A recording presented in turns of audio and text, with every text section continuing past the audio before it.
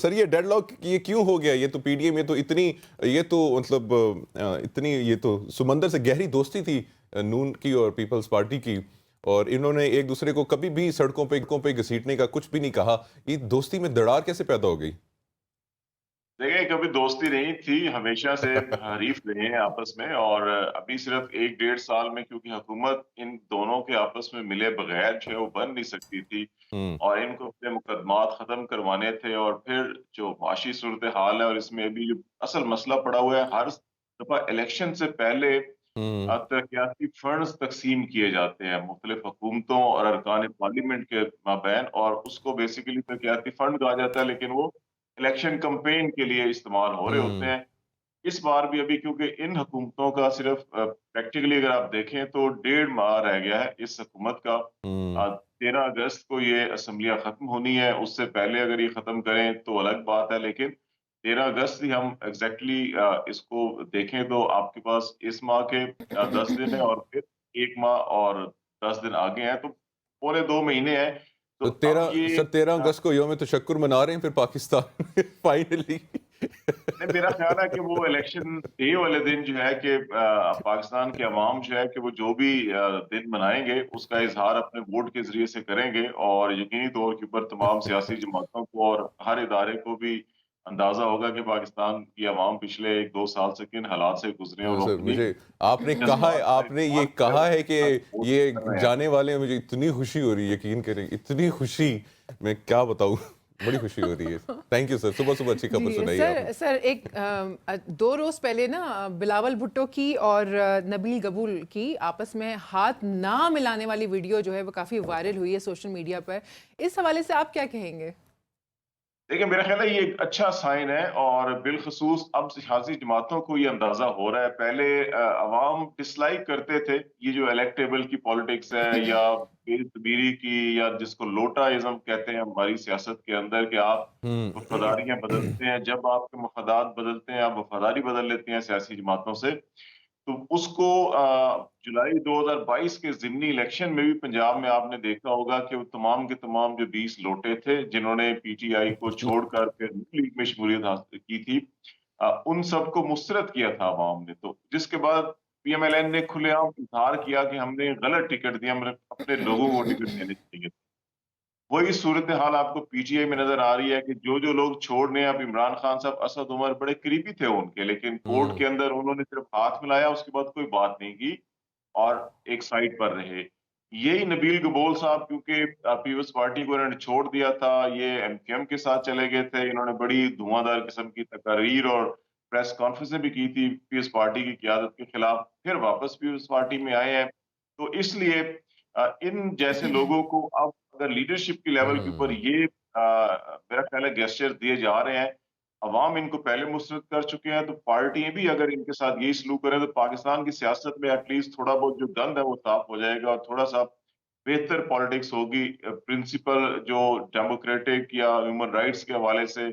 وہ چیزیں جو ہے پروموٹ ہوں گی. اگر اس قسم کی لوگوں کی حوصلہ افزائی جیسے ماضی میں کی جاتی رہی، اور ابھی بھی ہوں بدقسمتی سے بعض جگہوں کے اوپر کی جا رہی ہے، ان کو پروموٹ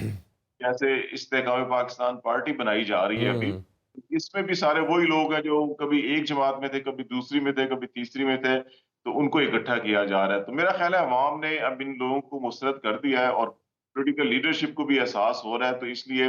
یہ ایک پازیٹیو سائن ہے، اور اس میں آپ کو مزید الیکشن میں بھی اور اس کے بعد بھی جو پاکستان کی سیاست ہے، اس میں مجھے لگتا ہے کہ اچھی چیزیں جو ہیں کہ مزید جو ہے آپ کو نظر آئیں جی گی. سر، آپ نے الیکشنز کی بات کی ہے، تو آپ کو لگتا ہے کہ عید کے بعد جو الیکشنز کی گرما گرمی ہے یا جو سیاسی پارا ہے وہ بڑھے گا؟ دیکھیں، سیاسی جو گرما گرمی وہ تو ابھی شروع ہو چکی ہے. پاکستان پیپلز پارٹی نے بھی جو سوات میں جلسہ کیا، بلاول بھٹو صاحب گئے وہاں پہ، تو اس کو پیپلز پارٹی یہی کہہ رہی ہے کہ ہم اپنی الیکشن کمپین شروع کر چکے ہیں. پی ایم ایل این محترمہ مریم نواز صاحبہ مختلف جگہوں کے اوپر جلسے کر رہی ہیں، تقریب کر رہی ہیں، وہ بھی اپنی الیکشن کمپین شروع کر چکے ہیں. پی ٹی آئی کی الیکشن کمپین تو 1 سال پہلے سے شروع ہوئی تھی، اب وہ اس حد تک ہو چکی ہے کہ باقی سارے جو ہے کہ وہ ان کو روکنے کے اوپر آئے ہوئے ہیں کہ بس کریں، آپ کی کمپین بہت ہو چکی ہے. ہوں تو یہ بہت سے حلقے تو یہ بھی کلیم کر رہے ہیں کہ ان کو حکومت کے انسائیڈر جو ہوتے ہیں پالیسی ڈیسیژن میکنگ کے اندر بڑا جن کا دخل ہوتا ہے،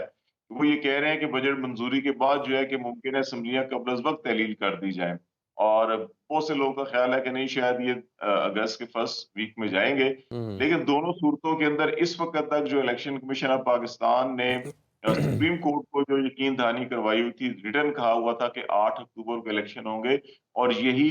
मौक़िफ़ जो है कि उस वक्त हमारी जो वज़ारत दिफा और दाखिला है, इन्होंने भी सुप्रीम कोर्ट में लिख के दिया था कि 8 अक्टूबर को पूरे मुल्क में एक साथ इलेक्शन करवाए जा सकते हैं। और उस तनाजुर के अंदर तमाम तैयारियां हो रही हैं, जो सिक्योरिटी प्लान बन रहा है, जो इलेक्शन प्लान और स्कीम बन रही है, पोलिंग स्कीम, वो 8 अक्टूबर की ही तारीख को पेश नजर रखकर बन रही है। तो अब देख लेते हैं कि अभी अगले 10 दिनों के अंदर चीजें और वाक़ई हो जाएंगी। अच्छा, एक और बड़ी अहम पेशरफ्त हुई है। खालिद साहब, साबिक chief justice Jawad S Khwaja ने मिलिट्री कोर्ट्स के खिलाफ जो है सुप्रीम कोर्ट में दरख्वास्त जो है वो दायर की है। अब ये इस मामले को किस तरह से आप डेवलप होते हुए देख रहे हैं?